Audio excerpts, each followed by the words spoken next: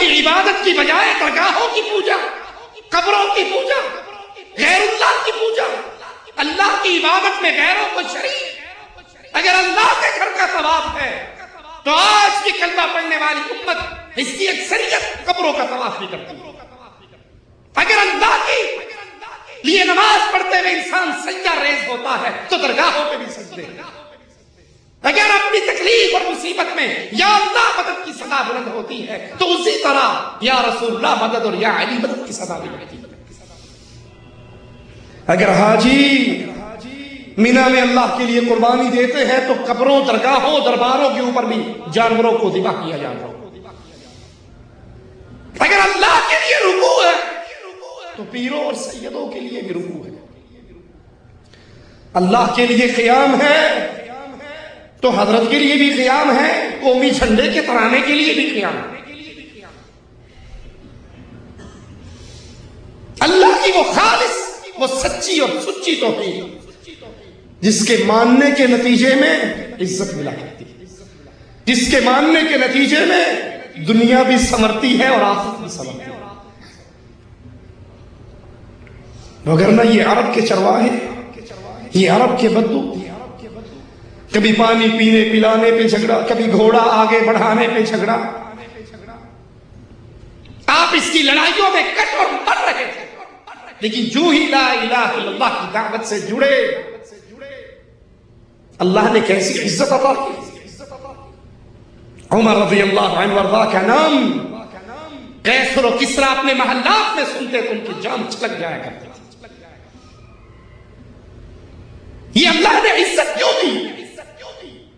مسلمان مجاہد پہاڑی پہ چڑھتا ہے، سامنے سمندر کی لہروں کو دیکھتا ہے اور کہتا ہے ربا میرے سامنے سمندر کا پانی ہی پانی ہے، اور اگر مجھے پتہ لگ جائے اس کے پار بھی تیری مخلوق رہتی ہے، اللہ میں اس دھرتی پہ جا کر بھی تیری توحید کے علم کو گاڑ کر آؤں گا۔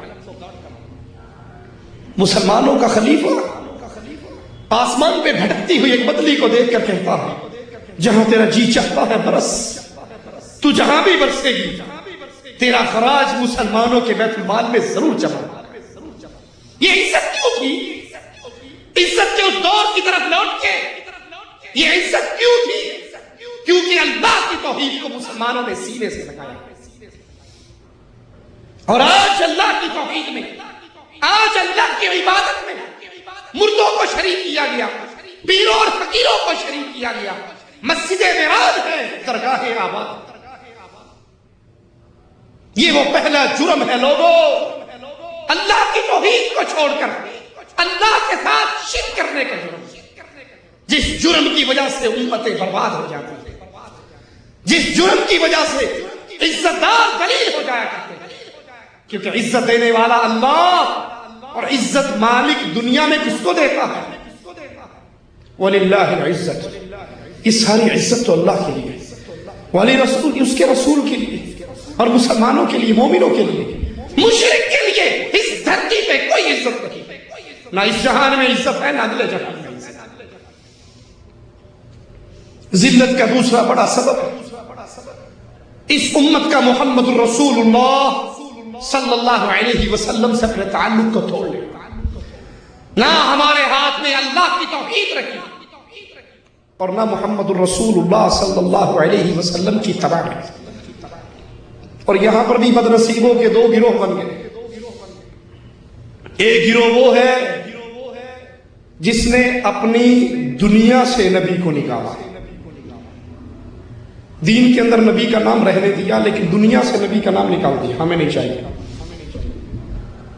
کیسے سمجھیں؟ نماز پڑھتے ہوئے بالکل سنت کے مطابق نماز پڑھیں، روزہ رکھتے ہوئے سنت کے مطابق روزہ، حج کرتے ہوئے سنت کے مطابق حج، صدقہ خیرات زکوٰۃ صدقات سنت کے مطابق عمل۔ وہ سمجھتے ہیں دین مسجد کی ٹوپی ہے۔ مسجد کی ٹوپی سمجھتے ہو؟ وہ انڈیا پاکستان کے مسجدوں کے دروازوں کے ساتھ ایک بڑے کارٹن کے اندر ٹوپیاں پڑی ہوتی ہیں، پلاسٹک اور کھجور کے چھلکو جو اونٹ کے منہ پہ چڑھتے ہیں۔ وہ نمازی آتا ہے، اٹھا کے سر پہ رکھتا ہے، نماز پڑھتا ہے، واپس جاتا ہے، جب دروازے کے پاس پہنچتا ہے اس کو احساس ہوتا ہے کہ ٹوپی تو سر پہ ہے، وہیں سے اتارتا ہے اور پھینک کے مارتا ہے۔ یہ مسجد کے اندر ٹوپی کا رول ہے، مسجد سے باہر گئے تو ٹوپی سے آزاد۔ ایک گروہ بد نصیبوں کا ایسا جس نے نبی کی تعلیم کو صرف مسجد کی ٹوپی سمجھ رکھا۔ مسجد میں آئیں گے تو پتہ لگے گا یہ نبی کو ماننے والے ہیں، مسجد میں آئیں گے نماز کو طریقے کو دیکھو گے تو سمجھو گے یہ مسلمان نبی کو ماننے والا، نبی کے طریقے میں چلنے والا۔ اور مسجد سے باہر جائے گا، سیاست کا وقت آئے گا تو یہ بھی کفار کی جمہوریت کے پیچھے بھاگتا نظر آئے گا، یہ بھی الیکشن کے جھنڈے لے کے بھاگتا ہوا نظر آئے گا، یہ بھی کفار کے طریقے پہ چلے گا۔ تجارت کا وقت آئے گا تو کہے گا جی نماز تو پڑھتے ہیں نا، اب مولوی صاحب جھوٹ کے بغیر کام نہیں ہے، اگر دکانداری کرنی تو جھوٹ بولنا پڑے گا، مگر نہ پھر چھوڑ دو۔ یہ تجارت کرتے ہوئے جھوٹ بولتا ہے، یہ تجارت کرتے ہوئے بینک سے قرضے لیتا ہے، سود کا معاملہ کرتا ہے، اور دلیل کیا دیتا ہے؟ شیطان نے ہر کسی کو دل کو بہلانے کے لیے کچھ نہ کچھ یاد کروا رکھا۔ دلیل یہ ہے جی دین کا دنیا سے کوئی تعلق نہیں، دین اور چیز ہے، دنیا اور چیز ہے۔ ہم دین میں پوری شریعت پہ عمل کرتے ہیں لیکن دنیا میں آزاد ہیں۔ ہم اب شادی کرنے لگے ہیں اور آپ کہتے ہیں ڈھول نہ بجے، ہم نے شادی کرنی ہے، ایک بیٹا ہے، ساری ریج ایتے ہی نانی ہے، ہو رہے دے پیچھو ہے کوئی نہیں۔ اب یہاں پہ ڈھول بھی بجیں گے، گانے بھی ہوں گے، ساز بھی ہوگا، دھمال بھی ہوگی، یہاں پہ اس کے ماتھے پہ صحرا بھی لگے گا، مہندی کی رسمیں ہوگی، ابٹن کی رسمیں ہوگی، جوتی چھپائی کی رسمیں ہوگی، دودھ پلائی سالی کے ہاتھ سے یہ رسم ہوگی، دروازہ کنڈی پکڑائی کی رسم ہوگی، جوڑا جہیز کی رسم ہوگی، سارے معاملے کریں گے۔ مولوی صاحب جب ہم مسجد میں آتے ہیں تو نماز پڑھتے ہوئے ہم بالکل سنت کا خیال رکھتے ہیں، لیکن یہ دین ہے، یہ دنیا ہے، دنیا کا دین سے کیا تعلق ہے؟ شادی میں ہم آزاد ہیں، غمی میں ہم آزاد ہیں، سیاست میں ہم آزاد ہیں، کاروبار میں ہم آزاد ہیں، لین دین میں ہم آزاد ہیں، دنیا کے ہر معاملے میں آزاد ہیں۔ وہ یہ سمجھتے ہیں کہ نبی صرف عبادات کا نظام لے کر آئے، زندگی پوری کا نظام لے کر نہیں،